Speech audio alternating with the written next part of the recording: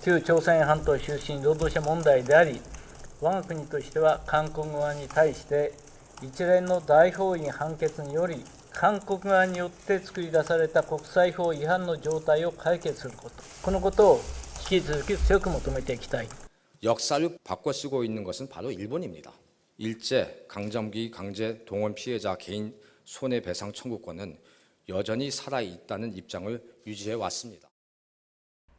네, 보신 것처럼 일본 정부는 오늘도 한반도 출신 노동자라는 그들만의 표현으로 강제동원 역사 자체를 부인했습니다. 네, 그런데 이런 비슷한 주장을 국내 일부 학자들도 하고 있어서 논란입니다. 어제 이 시간에 이 반일 종족주의라는 책의 저자이기도 한 이우연이라는 경제학자의 주장을 따져봤는데요. 오늘은 어제에 이어서 조선인과 일본인 노동자들이 동일한 임금을 받았다.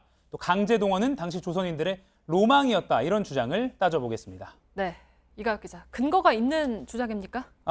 이 씨의 이런 주장은요, 2016년에 논문으로 나온 것입니다. 주장의 근거는 이겁니다.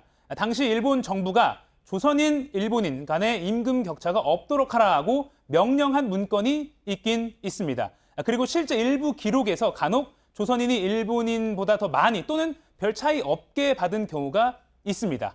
이 씨의 주장은 이거 봐라, 당시 일본 정부가 이렇게 명령을 했고 또 실제 그런 사례가 있지 않느냐, 그러니까 맞다라고 주장을 하는 겁니다. 네, 근데 이제 이게 우리 역사학계에서는 받아들여지지 않고 있는 거죠?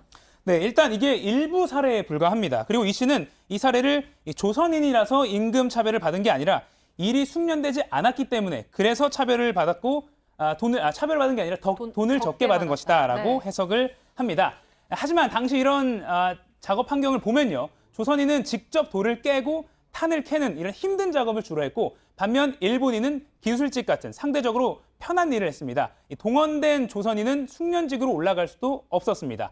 조선인에게 불리한 이런 구조적인 문제가 있었습니다. 또 일부 일본인보다 많이 버는 조선인은 강제동원 조선인이 아니라 원래 일본에 거주하던 제1조선인이었다는 기존 해석도 무시됐습니다. 실제로 이 씨는 2016년 논문에서 자료가 부족해서 추가 연구가 필요하다고 한계를 밝히기도 했습니다.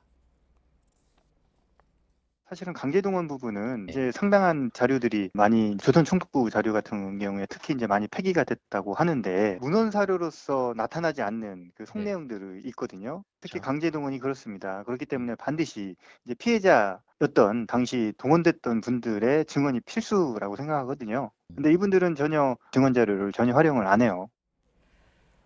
네, 근데 이제 당시에 강제 동원됐던 조선인들이 현지에서 좀 이것저것 많이 떼이기도 했잖아요. 네, 그러니까 적게 받기도 했는데 제대로 받지 못하는 경우도 많았습니다. 네. 이 강제 동원 조선인들의 탈출을 막기 위해서 최대 10에서 15원의 금액만 지급했다, 이런 기록도 있습니다. 그러니까 상한액을 정해놓은 겁니다. 네. 또 1943년 아카사카 탄광에 동원된 한 조선인이 노무 관리자에게 내 통장에 얼마가 있는지 좀 보여달라, 이렇게 주장을 했다가 콘크리트 바닥에서 쓰러진 채 몽둥이로 맞았다, 이런 기록도 있습니다.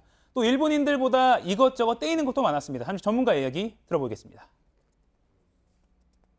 숙소 사용료, 그다음에 식비, 탄광의 경우에 곡괭이를 사용하잖아요. 곡괭이 이용료, 랜턴을 이렇게 메고 들어가는데 그 랜턴의 건전지 사용료, 이런 식으로 각종 장비 사용료가 있어요. 이게 상당수가 되는 거죠. 실수령액은 이제에서는 차이가 많이 나고요. 네, 그러니까 학계에서는 이런 이 씨의 주장이 강제동원 피해자들의 증언은 전혀 고려되지 않은 자의적인 해석이라는 지적이 나옵니다. 피해자들은 이렇게 고향으로 송금도 제대로 안 해줬다, 용돈도 거의 없었고 그걸 쓸 자유도 없었다, 이렇게 공통적으로 증언하고 있습니다. 네, 그러니까 자유롭고 수월한 삶을 살았다, 심지어 로망이었다는 주장은 사실과는 다른 거죠? 네, 사실이라고 보기 어렵습니다. 시간이 지날수록 당시 일본 정부는 강제 모집의 강도를 세게 했습니다.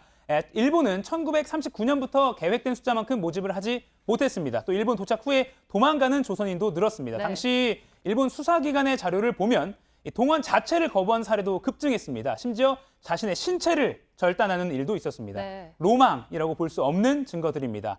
이 씨의 이런 주장은 한일 양국 역사학계에서는 받아들일 수 없다는 평가가 나오고 있습니다. 이 정치적 목적 때문에 극히 일부분의 자료만을 가지고 주장을 펼치면서 이 강제동원 역사 자체를 부인하는 학문적 오류에 빠져 있다는 겁니다. 네, 팩트체크 이가혁 기자였습니다.